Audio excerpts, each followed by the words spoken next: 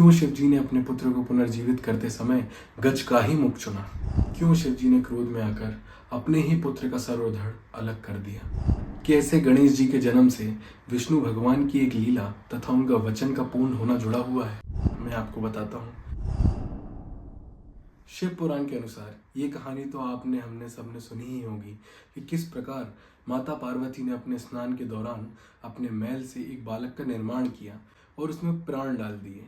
हमें ये भी पता है कि शिव जी ने क्रोध में आकर उस बालक का सर और धड़ दोनों अलग कर दिए थे और माँ को दुखी देख, क्रोध में देख उन्होंने ये आदेश दिया कि उत्तर दिशा में जाकर जो भी जीव पहले मिले उसका सर लाकर उन्हें दें।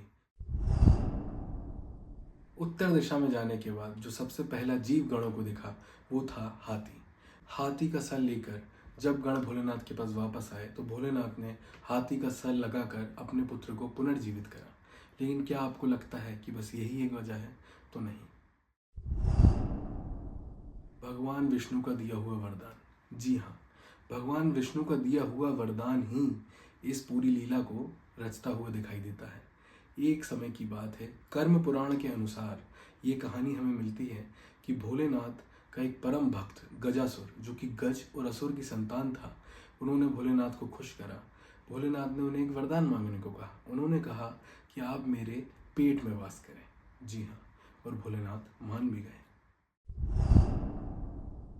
माँ पार्वती भोलेनाथ को ढूंढते ढूंढते भगवान विष्णु के पास गई और उनको अपना दर्द बताया। भगवान विष्णु ने सारी लीला को समझा और उन्होंने गजासुर के महल जाने का संकल्प किया। गजासुर के महल भगवान विष्णु अकेले नहीं बल्कि नंदी, भगवान विष्णु और नारद मुनि तीनों ही पहुंचे।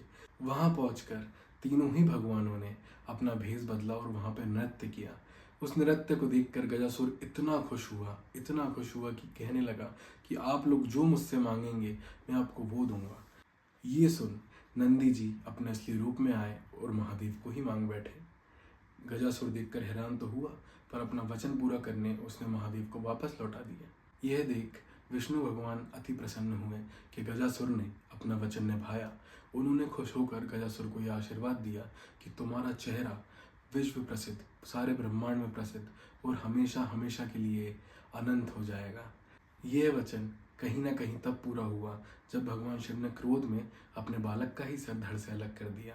उसे पुनर्जीवित करने के लिए जिस सर का इस्तेमाल किया गया वो एक गज का था और यहाँ भगवान विष्णु की लीला और उनका वचन दोनों ही पूर्ण होते हैं।